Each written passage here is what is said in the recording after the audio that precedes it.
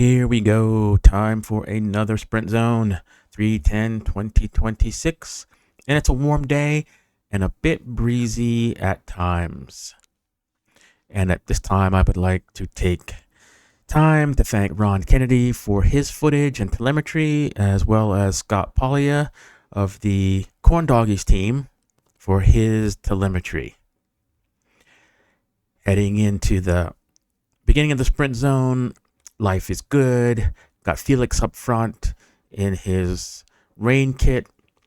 Got a good shot of Scott there in the new Corn Doggies kit. I love the black vest with the little, I don't know what they are, Corn Doggies logo stuff. Most impressive. All right. Crossing into the sprint zone and the rules of engagement.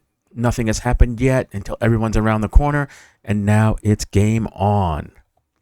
Seems like there might be just a little bit of lethargy. And it looks like Scott, who has not been around in a while, remembers the ancient days when it was go time. And he takes the time to go to the front. And that's good. You know, Corn Doggies showing that they are not going to just be wheel suck and that they are going to make things happen. Looking rearward, everyone strung out. Got Doug Allen there in the brown, blue, and white striped kit. On my wheel, behind him, the legend JC, the only super in the group today. Heading up, and the power's pretty good. You're looking at Ron's 32nd at 275, Scott's at 269. And that's interesting that Scott at points that their power's actually almost equal. Very interesting. I don't know if Ron, Ron might be sitting in the wind a little bit and I can see him back there. Yeah, onto the edge, and that makes sense. In any case, everybody is kept honest, and it looks like we already have 2 casualties as the selection begins to be made. Got Isla there on the e-bike, sort of on the right, sitting out there in the wind. I'm not certain what her tactics are, but she looks strong on that, and it's, allows her to give somebody some shelter there. Scott working hard, and it looks like his 32nd power 289. So that was a good push coming up there. Looking forward, Doug and Isla going for it, and it looks like Doug increases his power a little bit. Unfortunately, my power meter wasn't working, so all I have is my heart rate to go on. So I don't know what I was doing out there. I was just kind of following wheels. Doug pulling off instead of rolling through. A good tactical move to make certain that he exists as long as possible. And we can see up front where I've just let Isla and Doug go. If somebody else wants to go and get them, that's fine. But, it was hard enough being in position number 2, and my heart rate's already at 162. JC sitting in behind me, looking nice, waiting for his moment to pounce. He does not see any danger in Doug and Isla going up the road, as there's plenty of horsepower back here, and it's a good chance to let people go and burn themselves out a little bit. So I'm not certain how aware Doug was of where people were, but he is continuing to push, and Isla is not helping him. And I guess that is perhaps part of the rules of engagement, that the e-bike should not be helping others. Got Rio represented there, and we got Danny not wearing his new kit yet, but looking strong, as I believe he will be racing this year for a new team. Fred there in the blue. Ron there in the yellow, as I drift back and try to get myself some shelter and bring my heart rate back into a reasonable level so that I can be closer to the end. Little bit of a gap opened by Danny there for a second as he slots up there. Don looking strong in the Rio kit in front of me, and this is always a little bit of a push here. Heart rate up to 165, and looking at everybody else, they look like they're not working too hard. At least 5-minute power for them. Scott and Ron, 161, 146 isn't horrible. And even 32nd is. So sitting back is I don't want to say easy, but if you're way back there, it's pretty easy. I've done my little bit of turn up front, so trying to recover 165. Some of the strong men that have not seen themselves at the front. Fred back there in the blue, Marcelo back there. I'm kind of surprised Marcelo is back this far in the group. I don't know. He usually likes to be up by the front, and in some of the local rides, the Fort Collins Club, he was pushing the pace pretty hard with them. And perhaps it is easier to be a big fish in a small pond than a small fish in a big pond. In any case, perhaps, he's waiting to strike, saving himself. For me, this isn't that tactical of an event. I'm looking to work hard here. I want to make myself stronger, and winning this or placing in this is not an objective. There's no money on the line, and let's face it, anybody can sit in this little group for the most part, right? Like, my heart's at 170. Had I not been as far up front, I would have been better able to hang on here. But like I said, anybody can hang on, and I want to work hard. Now, some people want to work on their sprint at the end. They want to be there, and they need the motivation to be able to push hard in the sprint, and I'm good with that. JC coming off the front, and I recall that the pace increased a little bit, and it was a nice gift that JC pulled off in the downhill, giving the next person a chance to get some assist from gravity while keeping the speed up. Well played, JC. Ron looking strong there in the breakaway kit, getting in lots of miles this year, as he is going to be participating in the Unbound gravel event. So he's going to be training hard, and I'm going to be looking for him to really be strong near the end of the season. Everybody pushing hard, and here comes Felix coming back off of his turn. And look, he's wearing that parachute. Look at that. That thing is just flapping in the wind. In fact, I don't know if I've seen anybody in recent videos that had a flapping jersey that bad. I would suggest getting something that fits a little bit tighter, because unless you're looking to be strong by pushing all that wind, that wasn't doing anybody any good, like yourself. Little bit of a gap here opened up by Doug as that little selection point was reached. But Doug is strong enough in that blue and brown to bring in the folks on the flats, as he is, in fact, the big motor. Ron looking strong on my wheel. And this is probably one of the few videos where I'm actually getting a lot of camera time in the Ron cam. Looking like a Teletubby as usual.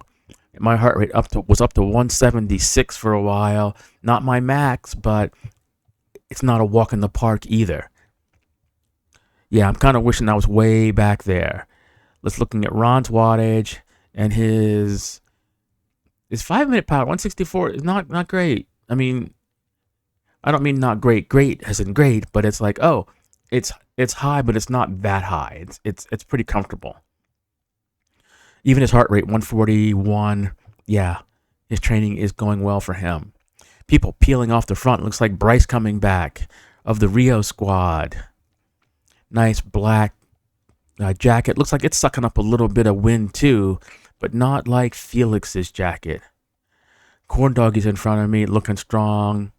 And I like the little advertisement on the butt, powered by corn dogs. Very nice. In fact, I'm certain that in a few races that have never seen the team, that will bring a smile to a lot of the competitors' faces when they see that little tagline there. I'm getting closer and closer to the front. Looks like Don pulls off doing his stint. And it might be like Doug at the front. Yeah. And it looks like Danny not wanting to pull through here, or unable to pull through, as Scott makes a little surge and a push. And it looks like I am left to try to cover this one. Heart rate at 171. And this, I remember, it was a grunt. And I was saying, oh my goodness. I was preparing mentally to have my turn at the front after this little grade. But Scott feeling strong and not wanting to be a wheel suck. Wanting to make things happen there. Forcing things to be strung out. For his 30-second power was over 300. It pushed Ron's 30-second power pretty close to 300 watts there. And I'm certain that was going to soften up a few people. Sitting in Scott's wheel, my heart rate 172. This was not pleasant. And I knew that if I had to go to the front, I'm not going to be able to really do much. But Scott seems to be happy to be out there. Ron, it looks like, has found himself in, it looks like, fourth position behind Don, as he either tactically let Don in or Don asked to be let in the third spot so he could be positioned properly. Scott pulls off, and I'm like, I am not going to the front.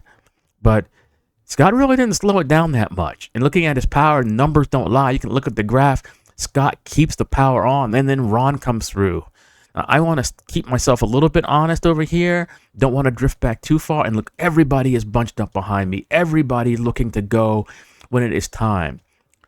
Mark Bolton there in the garish orange and yellow. He will not be missed by vehicles. And there people are starting to go. The moves are being made here. Danny looks over. Don looks over at Danny.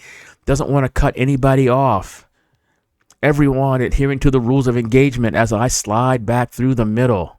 Happy to be back trying to get myself some shelter. But with the heart rate at 172, I'm not going to be here very long. Strong men are now heading to the front. And this is where the accelerations happen. It looks like the cadence of Mark Bolton is being spun out there on the right. If he would only push a slightly bigger gear when people start to look at spinning faster, I do not believe is the way to go in this instance.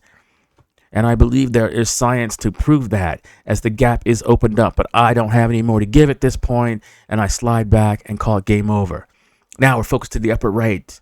In the Ron cam, Ron passing Felix in the parachute, and it looks like he's in third place. And I believe it's probably Scott and JC off the front there. Maybe Don. No, I don't think Don is up there with them. And it is game over for everybody. Nice push. There goes Bryce. Marcelo making the last minute push through. There comes Don of the Rio squad. And nice finish by Ron in third place. His training is going well. We're looking for him to do well in Unbound this season. That was good. That was good. I enjoyed that. That was good. All right. Enough of this here. It is time to move on, hopefully, to the next sprint zone. And we're going to just fast forward through some of this here. Not too far. And here we go. Heading into the second sprint zone. Life is good. I'm a little bit back, but I'm okay with that. The rules of engagement are more or less adhered to, but there's a little bit of gap looking at the Ron cam. Like there are riders that didn't really slow down enough at that dicey corner, and they've got a little bit of a gap, but it's closed and it's not egregious, but this is how things start to slide. It's a slippery slope. And as my father used to say, you give them an inch and they'll take a foot. And my father was, in fact, a psychologist, so he kind of understood people. And he knew how people would, like, push themselves to the edge. This is what they're going to let me do, I'm going to do it. And you see it when people speed, right? Speed limit 40, they figure they can do 45. And I live off a timberline, and my radar is regularly showing people above 50 miles an hour because they know they can get away with it.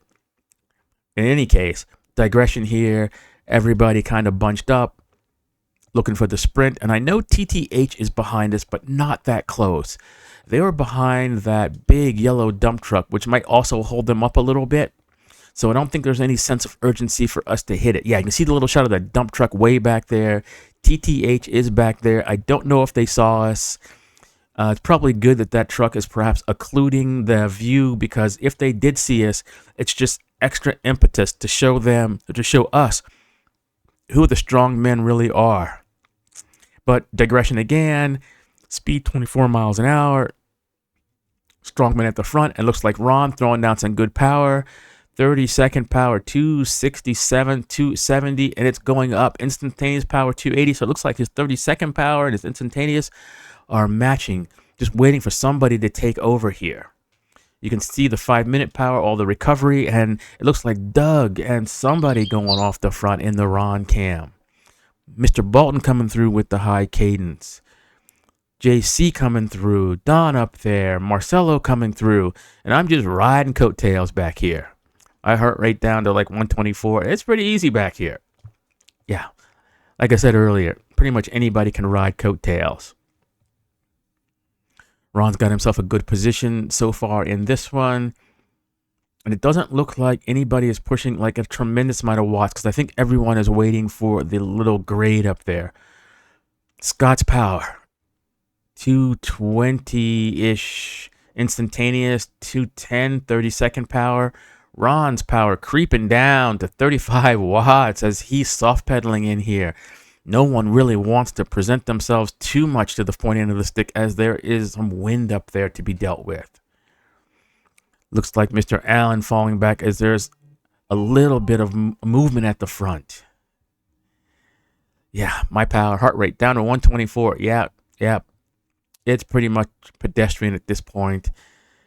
And as I recall, there was some like overlapping wheels here. Like Doug was overlapping Ron at this point. Like if Ron were just to come over, bam, it's game over. And I pretty much said something like, there's really no need, people, to be overlapping wheels, especially when there's only one exit point, right? There's plenty of shelter in that particular position. So I want people to be riding mindfully. And you wonder, like, why am I the hard ass here? Because someone has to be the conservative voice. And it is a slippery slope to where next thing you know, people are crossing the yellow line because they're making excuses, they're drafting trucks, they're overlapping wheels, and then people are getting totally unsafe and going down. I'm in a good position here after my digression, and it looks like, there we go. It looks like Don's starting to put some pressure on at the front. Some laggards unable to, and Mr. Bolton with that high cadence is not able to match the acceleration. He's not going to be able to, like, once your cadence is high, you need to put it in a bigger gear. Looks like Brian coming over and maybe cut off Mark, or Mark moved over to get some of the draft. I'm hanging on to Danny's wheel, who pushed himself up there. Looks like my heart rate monitor thing isn't like working. That's interesting.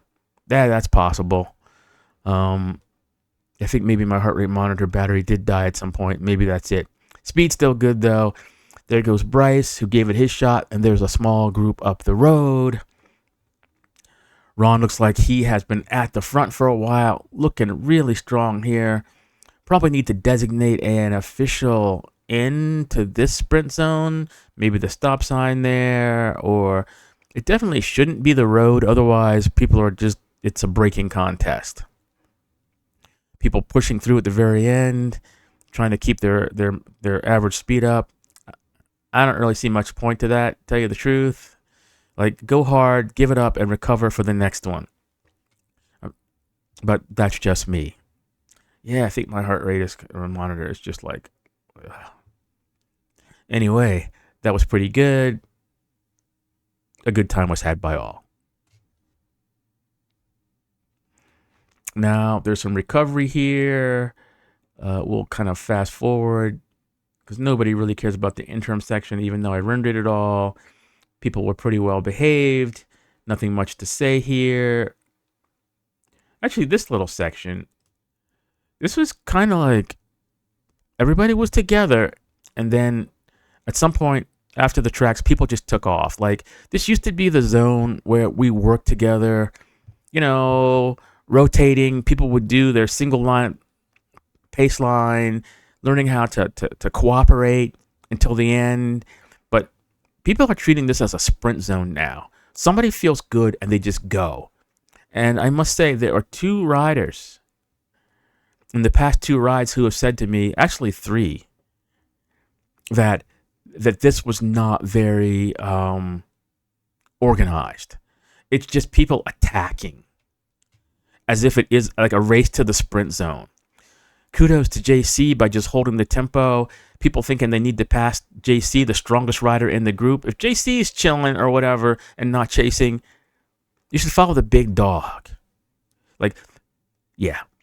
In any case, people are chasing, sort of an organized chase, sort of people coming through. I'm just happy to chill and hang out behind JC. Could I have gone around? Yeah, I could have chased those people. So could have JC. So could have Doug. We could have all done that. But this is that slippery slope where the working together portion of this ride just gets destroyed. And I know people love the Thor ride. They love TTH. They love the rides where it's a constant group effort for the whole ride. But that is what this ride is about. It's not where it started, but people are bringing their culture. And it changes things. And all it takes is one rider that just wants to be a little recalcitrant. And then people follow because they have like squirrel instinct. Yeah. And I'm saying, save it for Thor. Save it for War. Save it for Soar. Save it for TTH. In any case, digression. We come into the corner. I was going to show the corner. Everyone was pretty well behaved on this one. You could see that they're definitely trying. Scott pushing the edge there. He kind of apologized, but I guess he was slightly within the rules. But there's cars coming up. There's one thing I want to point out, like why we're riding so close to the yellow line at points. And there'll be a point where a rider, I think it was Mark, he goes passing by on the left on the yellow line. I think it comes to here, right here. There's Mark. And then there's a car coming, like right there. I'm like, if I were that car, I'm like, I don't know how good a rider you are. And for safety's sake, why are we passing? Like, I know we're passing. I know we want to get a good position for the sprint zone so that we're not gapped off with the accelerations. But I think we've shown that we should not be doing that. Like I said, give them an inch, they'll take a foot. And because the rules of engagement say the yellow line, they'll just ride it all the time. But I think it's not best practices. The last sprint zone. And I must say, the last sprint zone wasn't that exciting. When we come into this one, folks are looking strong. Hopefully some of the people that pushed it are a little bit tired, but they won't be. And now it's game on. It's supposed to be a truce, more or less, up until the bridge, because it's narrow. There's not much shoulder on this road. I appreciate when people are riding like more to the right. I don't think there's too many cars behind us at this point, but I just think we just need to be in the right, especially when there's cars coming. I mean, 2 abreast is cool if you're not impeding traffic, but for this particular section, because there's no shoulder, regardless of where you're riding, the car is going to have to not split lanes and pass over to the left anyhow. So are we controlling the lane?